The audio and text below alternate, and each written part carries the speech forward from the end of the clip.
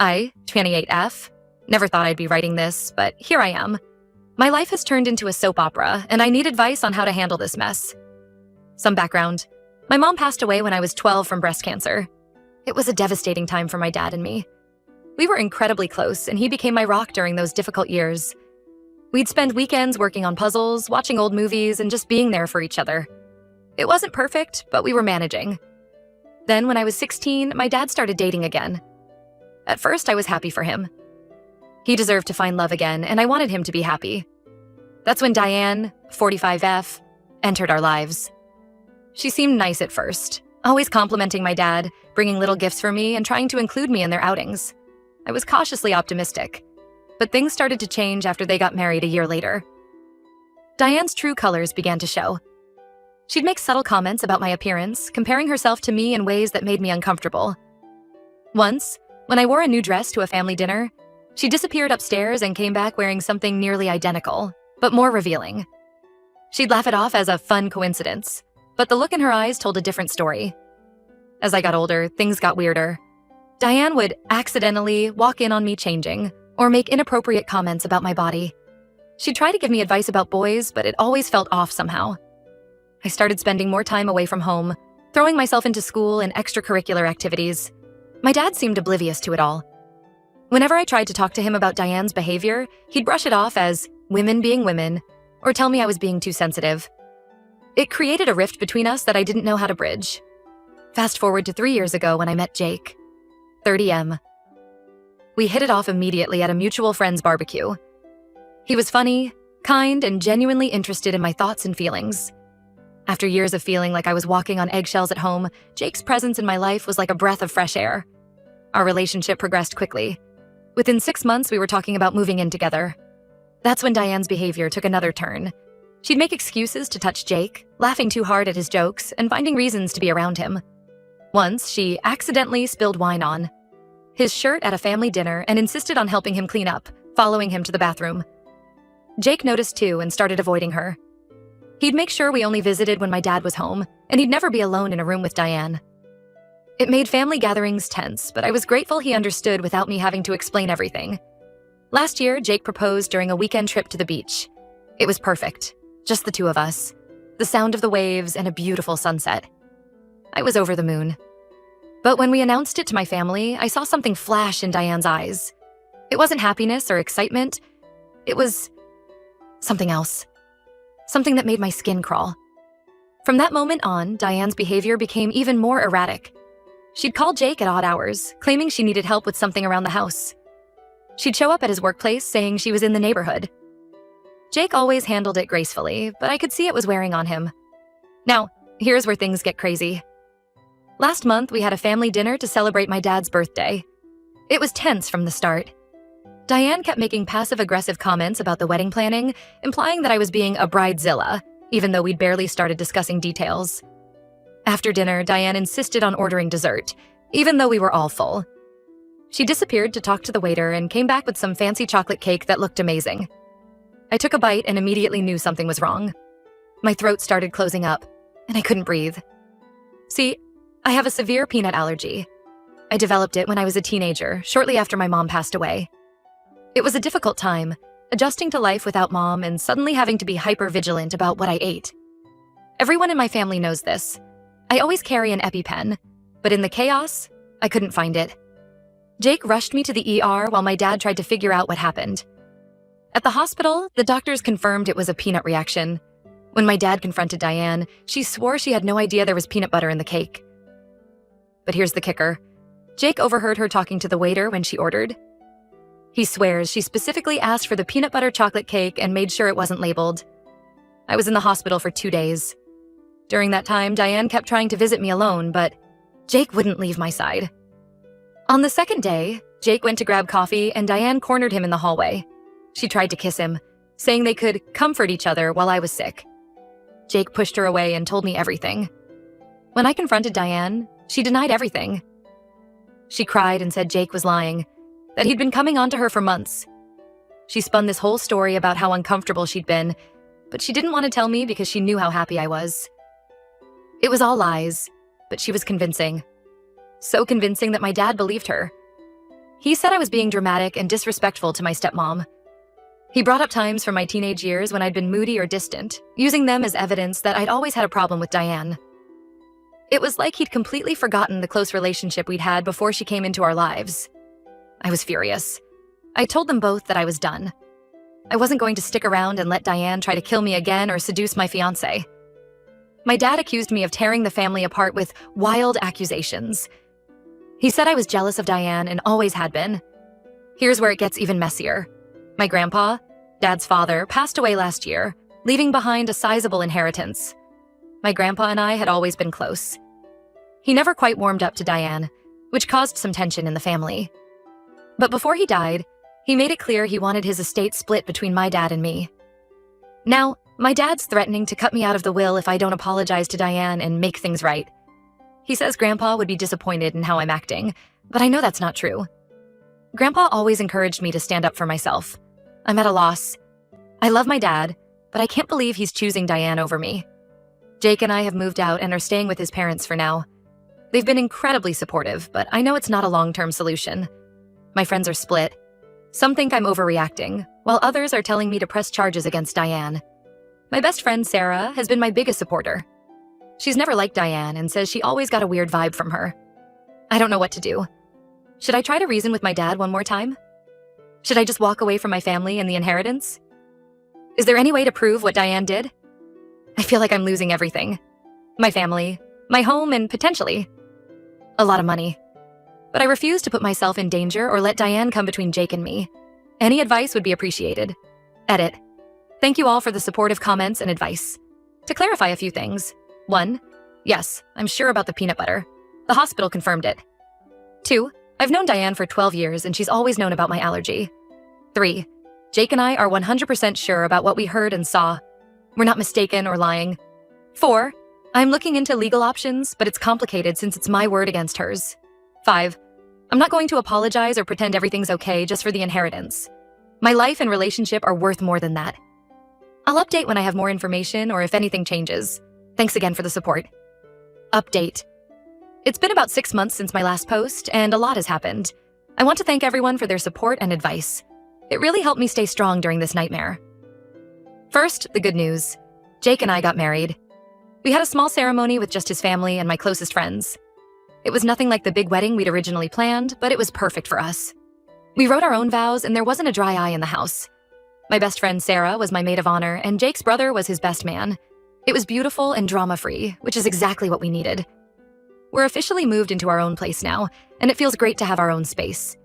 It's a small apartment, but it's ours. We've been enjoying setting it up together, choosing furniture, and making it feel like home. It's been a healing process, creating a safe space that's just for us. Now, for the not-so-good news, my relationship with my dad has completely fallen apart. After my last post, I tried one more time to talk to him. I laid out everything. The peanut incident, Diane's behavior towards Jake, and how hurt I was that he didn't believe me. I even brought up specific incidents from over the years, hoping it would jog his memory or make him see the pattern. He listened, but in the end, he still took Diane's side.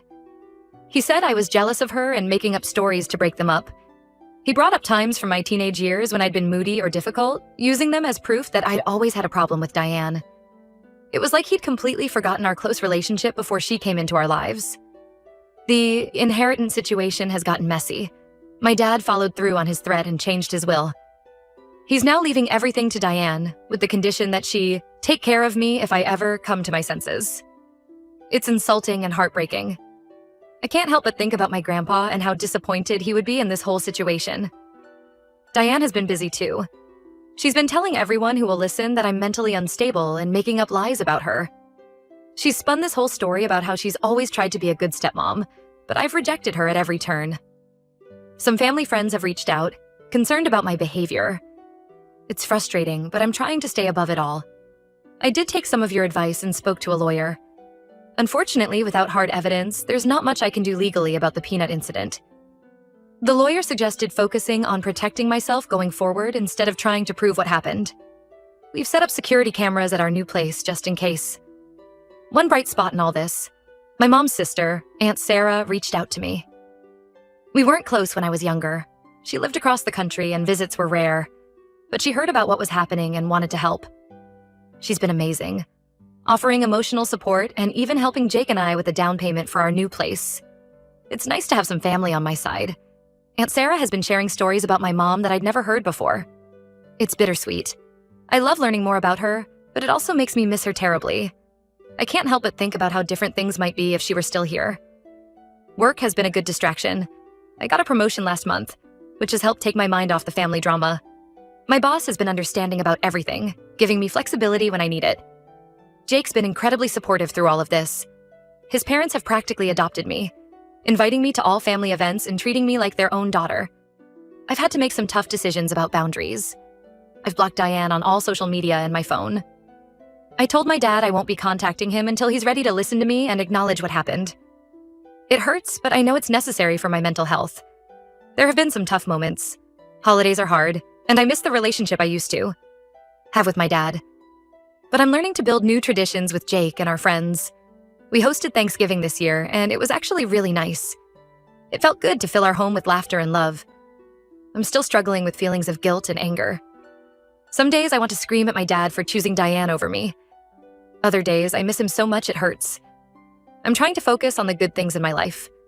My marriage, my job, my true friends.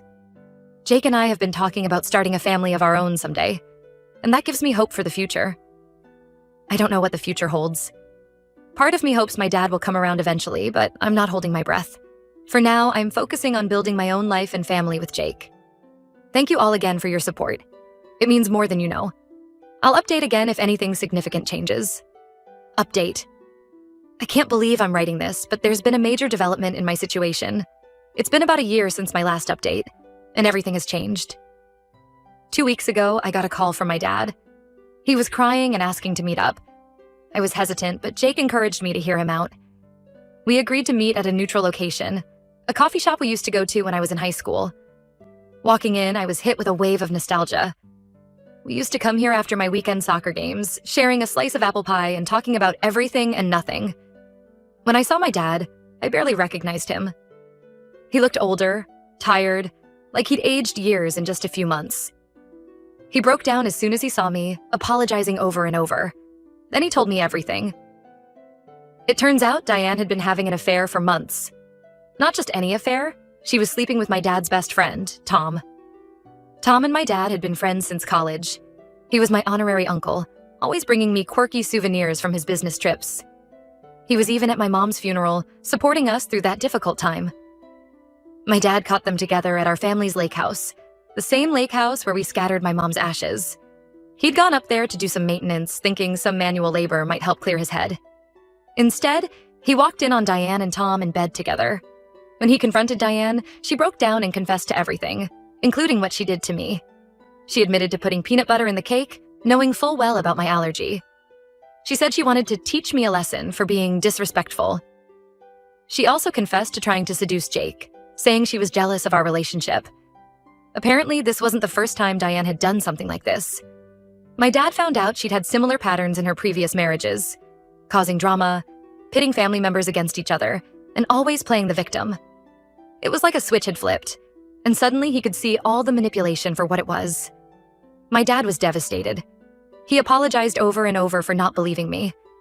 He said he felt like a fool for falling for Diane's lies and manipulations. He talked about how, after my mom died, he was so afraid of being alone that he ignored red flags with Diane. He said he'd convinced himself that having someone, anyone, was better than being alone. Now he realized how much that decision had cost him. He's filed for divorce and is working with his lawyer to undo the changes to his will. He said he wants to honor Grandpa's wishes and make sure I get my share of the inheritance, regardless of what happens between us. I didn't know how to feel. Part of me was relieved to be vindicated, but another part was angry that it took this long for my dad to see the truth. We talked for hours. He asked for a chance to rebuild our relationship, but I told him I needed time to process everything. As for Diane, she's moved out of my dad's house and in with Tom. Good riddance, I say. My dad mentioned she tried to claim half of his assets, including the inheritance from my grandpa, but his lawyer shut that down quickly. Apparently, the prenup they signed is going to come in handy. Jake has been my rock through all of this. He's supportive but also protective, reminding me that I don't owe my dad anything just because he finally realized the truth. We're taking things day by day. I'm still processing everything. It's a strange mix of emotions: relief, anger, sadness, and a weird sense of closure. I'm glad the truth is out, but it doesn't erase the pain of the past year. I find myself thinking about my mom a lot, wondering what she would say about all of this. Aunt Sarah has been an incredible support through all of this. She's been helping me work through my feelings about Dad, sharing her own experiences with forgiveness and family reconciliation. It's not easy, but I'm grateful to have her guidance. For now, I'm focusing on my own life. Jake and I are talking about starting a family, and I'm up for another promotion at work. We're also thinking about buying a house, something that seemed impossible a year ago with all the drama and uncertainty. I've had a few brief conversations with my dad since our initial meeting. They've been awkward and emotional, but I think we're both trying. He started seeing a therapist to work through his own issues, which I think is a positive step. I'm cautiously optimistic about rebuilding a relationship with my dad, but I'm not rushing into anything. We've agreed to take it slow, starting with occasional phone calls and maybe working up to short visits. It's strange, I feel like I'm getting to know him all over again. As for Tom and Diane, I've heard through the grapevine that they've already split up. Apparently, their relationship couldn't survive outside of the secrecy and drama. I can't say I'm surprised or that I have any sympathy for either of them. Jake and I are doing well. This whole ordeal has brought us closer together. We're stronger as a team, and I'm grateful every day for his unwavering support. We are planning a belated honeymoon for next month, a chance to relax and reconnect after all the stress of the past year. Work continues to be a positive outlet for me.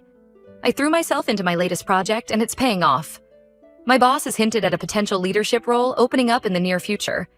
It's exciting to think about, and it's nice to have something positive to focus on. I've also been reconnecting with old friends who drifted away during the height of the drama with Diane. It's been healing to rebuild those relationships and to realize how much support I really have. Thank you all for your support throughout this crazy journey. I never imagined my life would take these turns, but I'm grateful for the lessons I've learned and the strength I've found in myself. I don't know what the future holds, but for the first time in a long time, I'm hopeful. I'm learning to trust my instincts, set healthy boundaries, and surround myself with people who truly care about me. It's not always easy, but it's worth it. I may post again if there are any major developments, but for now, I'm focusing on moving forward and building the life I want. Thanks for being there through it all.